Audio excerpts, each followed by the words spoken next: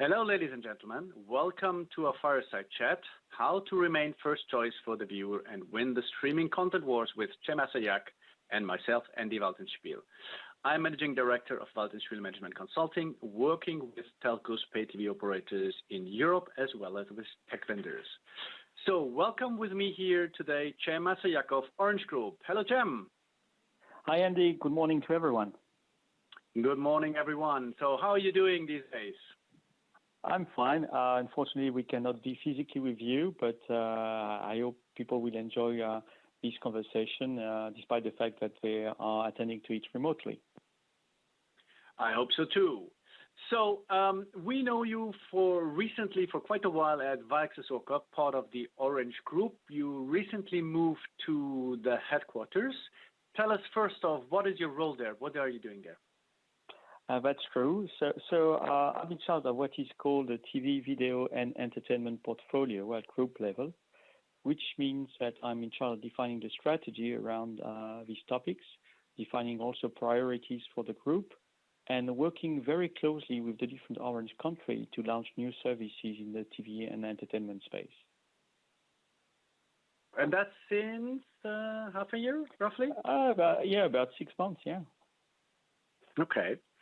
Good. So then you say all the countries' priorities. One thing that we have seen is the proliferation of OTT and many other services. So let me jump to the next slide, where we can see that choice is larger than ever, right? We have the usual suspects, Prime, Netflix, but recently we have Disney Plus, we have Apple TV Plus, Hulu, HBO Max in whatever country you are. You have the private commercial broadcasters, public broadcasters like ARD or TF1. So how does that impact somebody like Orange or telcos or the industry? Yeah, what's for sure, it's a change. There is proliferation of content. People are watching TV, especially in a different way, especially moving from linear to non-linear. Multi-screen now is very well spread across all geographies, across all edges, I would say. So we have to deal as an operator with this new reality, which is proliferation of choice. But how can we help our consumers, our subscribers, deal with that? And for you, it's not just one country, you have multiple. How many countries are you dealing with in Orange Group? Well, Orange has more than 20 countries operating telecom services. I would say that we really have a specific TV offering in about 10 of them, including France, Spain, Poland, Romania, which are the main geographies. Okay, so you have that challenge 10 times. Nice. We have that challenge, many times because, as you mentioned, some of the content is very much local and you have to deal with it. Yeah, okay. So here's a study from the US saying, that's by Deloitte, saying that 47% of watchers, viewers, are frustrated by the growing number of subscriptions and services required to watch what they have. Means I need to go and search for the content. Is that something you feel also in your customers? Yeah, I think obviously choice is good, but sometimes, when you have too many choices, the problem becomes, how can I find what is relevant for me?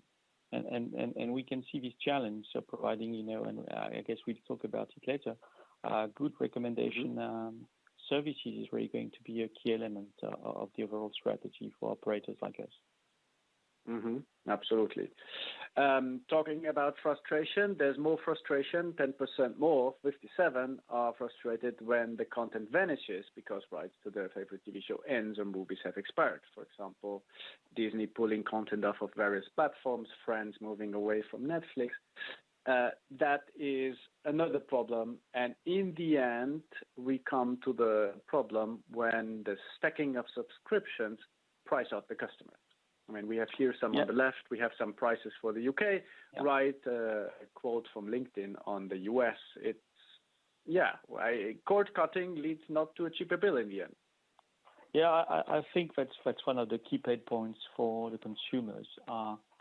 If you want to access, some of the main platforms, Netflix, Disney Plus, Amazon is kind of different because you have the Prime element to it. plus some sports offering on a local basis, and some strong local content providers like Canal Plus, for instance, in the French market, or Sky in the UK, you end up maybe stacking 6, 7, 8 different subscriptions, which means there's a price problem because at the end you have a constrained budget as a consumer.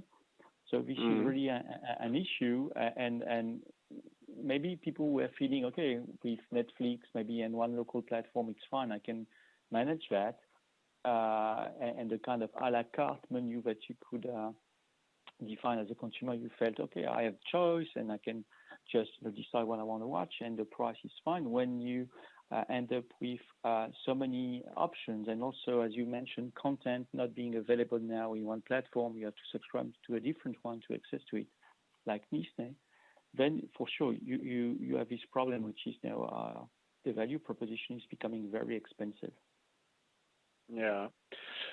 So that brings us to our topic. How do I remain number one choice? And in the end, that's the call for the super aggregator. How do I find all of that in one convenient package, one UI, unique search? Yeah. That would be great. So far, there is one group of people that offer that of course we don't like so much, and that's pirates. So now we switch to a study from the UK, where a recent survey found that 37% of people consider piracy if fragmentation continues to grow, and 60% of those would consider hiding their identity via VPN. Wow. I mean, 40% say, I'm ready to go to piracy just because of fragmentation. Yeah, that's obviously something that the industry has to be very careful about. It's back to some of the elements that we just discussed, prices becoming too high when you have different subscriptions. The quality of experience maybe not being so nice.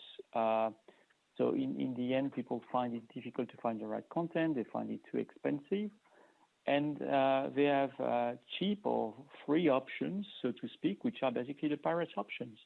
And I'm sorry to say that sometimes you can find pirate sites which have a great user interface, a great experience, and I'm pretty sure that some people actually go there and feel these are legitimate offers because the quality is there, and they might think, oh, obviously it's so good that it's something which is totally acceptable and which is a true, real official service. So for sure, this is a threat for our industry, and we have to be careful about it. Actually, that makes me think, and maybe we can look at the next slide in that respect. That makes me think of something which happened, to a different industry. Yes, music. Exactly. I guess we all remember what happened in the late 90s, early 2000s to the music industry. People were also feeling that content was becoming expensive, just buying one single title for €1 or $1. You had a proliferation of DRMs, which made incompatible the fact of reading one song on one type of device and taking it to another device. So the quality of experience was really not great. So people found it expensive, quality of experience going down. And they actually found a way to deal with it, which was in some way piracy, with the rise of offers like Napsters in the early 2000s. And what we have seen is that at that point in time, the threat did materialize for the music industry, and we saw a tremendous drop in terms of revenues. You can see that on the chart. There was a peak around 2000, and then it went down dramatically. So if we look at that, up to the minimum, that was just around 2015, 68% of revenue lost between 2000 and 2015. That's amazing. That's impressive. That's amazing. And we know that a lot of companies in that space did struggle to survive. And I think we should try to learn from that and understand that it can also be something that would damage our industry. So in that respect, I think it's very interesting. Sorry. Should we be scared that telco, pay TV, or at least the video industry. Are we going to lose 70% as well in the next 15 years? Is that a threat? I hope we will not, and we can learn from the past. Actually, we can learn also from what happened to the music industry, because on that side, you can see that in the past year, something happened, which is that the curve is not going down again. It's not going down anymore, but it's going up. And something did happen in the music industry, and this is about finding new business models and defining what could be seen as a kind of super aggregation of music services. If you go to platforms like Spotify, for instance, or Deezer, you can find all the music that you like. You have one flat rate that you can subscribe to. The interface is very nice. You have nice packages to include your family. So basically, it's all the music that you want with a very well-defined business model, and you don't have to worry whether or not the music is coming from the catalog of, I don't know, of Universal or Warner or Touch Gramophone. The music is there with a nice experience. And we can see that. Yeah, and we can see that now all the recovery, I would call it like that, of the music industry is based on these new services. And as I said, I think we can learn from that about what could be a nice way to provide super aggregation in the TV space. How do we translate that into TV? But I think that's the key question. How do we translate that into TV? So first, we still have to provide choice, which means that people want to have the option to watch any type of content from any type of platform. So as an operator like Orange, we have to make sure that people through us can access all the different services, obviously the live channels, the local VOD catalogs, but also all the SVOD platforms. So choice is important. We have to try to solve the pricing pain by creating, for instance, bundles, which is something that operators like Sky, Canal, or ourselves have been doing for decades now, which is bundling different offers to create a pricing advantage for our subscribers. So working around pricing, that's a key element. Working and pricing comes also with billing, maybe also having one single bill for the consumer. So we go from one super aggregator to get one bill. I think providing universal search and universal recommendation is critical because you have so much content. Being able to give the view to the users about all of the content which is available and providing accurate recommendation is really critical. And I think that's very important to provide a good super aggregation service.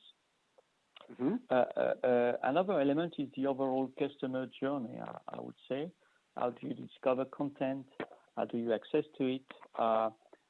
Having maybe not a unified way of consuming the content, because I think it would be too complicated to have the same way to play Netflix content and to play Disney content, etc. But at least try to have as many common elements so people find it very easy and friendly to consume all types of content on all types of devices. I would say that. Yeah, sorry, Andy? No, go ahead. Yeah, I would say that obviously what I'm saying is very much valid for operators which have made the choice not to get too much into exclusive content. Obviously, as an operator, if you decide to buy exclusive rights for sports or series or movies, then people will have somehow a different reason to subscribe to your service, which is exclusive content. But we can see that a lot of operators, including ourselves, we are not really getting into this kind of exclusive rights strategy. You might have one or two examples, including in the Orange footprint, but as a global strategy, this is not our strategy. So what we want is to be able to offer this super aggregation service, which allows to offer the nice experience which comes with what I mentioned, like choice, the good UI and UX, recommendation, unified or universal search, one single invoice. So all the different elements and attributes which would provide a great experience to our consumers. So in the physical world, that could translate into something like a big department store, right? I can get all these luxury brands in one Galerie Lafayette, for example, or in Harrods. Yeah. But the signage, the look and feel, the building, it looks great, and that would be the pendant in the physical world, something like that? I like this analogy. I think we could somehow, define super aggregation as being the department store of TV, because each department store has its own design, flavor, and user experience, despite the fact that you might have the same brands inside the department store. But as you said, the signage, the way you walk through the department store, the way you consume, the relationship in terms of having a loyalty account, having discounts, special offers, is very much attached to the brand and the overall value proposition of the department store. And as you said, some people might prefer to go to Galerie Lafayette, and some of us might prefer to go to Printemps. Despite the fact that a lot of the items that they sell are the same, but you still prefer to go to one versus the other because you have a different type of experience.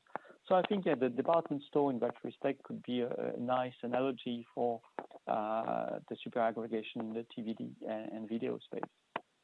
Okay, so we're a bit short on time now, looking at Camelia. So for this super aggregation, maybe start with a global level and then we go to Orange. Which companies do you think is well positioned today and why? And second question, what about Orange? Well, I think we can see some global players which I believe have pretty good assets to play a role in the super aggregation landscape. I could think of a company like Apple, which has a very strong brand, which has original content, which has also expertise in devices and usually a pretty good relationship with their consumers. So I think that's one example. Another example could be around the TV set manufacturers with smart TVs, and we have giants like Samsung, and I think they are trying also to propose a kind of super aggregation value proposition to their viewers, so you can access all the different content providers through a smart TV interface. Okay, and how does Orange fit into that? So I think, like many operators, as I said, we can see what are the pains of our consumers, and we want to be able to answer these pains and provide the service that they deserve and that they want. So in many countries, the Orange TV service is strong, and we have many subscribers. In France, we have close to 7 million subscribers to our TV services. So that means a lot of the French households are going to access TV through Orange. So I think we are well placed to play this role because we have an existing relationship with the consumers. They trust us. We have the delivery mechanism through our networks. We have been already integrating some of the services into a global value proposition. Obviously, people can watch Netflix, for instance, through our set-top boxes. So I think we have different assets. As I said, the brand, the relationship with the consumers, the delivery mechanism, especially with our set-top boxes, and the fact that we are already doing a lot of what I mentioned, which is bundling services, packaging, and trying to define the best UI UX for our consumers. Okay, great. So let me summarize. There's a lot of choice, but too much choice leads to frustration and search cost for the people. If we don't pay attention, and it seems the pendulum still is swinging in the wrong direction, guys like Pirates will get more and more customers. Thank God we have people like your former company, Viaccess, Nagra, and others who help operators to fight that. So there is definitely a cure. But in the end, we need to find the super aggregator with scale, with trusted relationships that offer bundling, recommendation search UI in order to give the customer back what they had in the past. And it seems Orange is well positioned for that, at least in these 10 countries. So that's great to hear. Any last words from you, Chem? No, I think well, it's a very good summary. At the end of the day, it's really about providing the best service to our consumers as operators, and making sure that they find it good enough so they stay with us and they feel that they have what they want with all the elements that you mentioned. Perfect. So with this, thank you, Chem. Thank you, Mediatel, for having a fireside. And I hope the rest of all of you enjoy the rest of the day. Thank you very much. Goodbye. See you soon. Bye. Bye-bye. Thank you. Bye, Chem. Bye-bye. Thank you, Andy.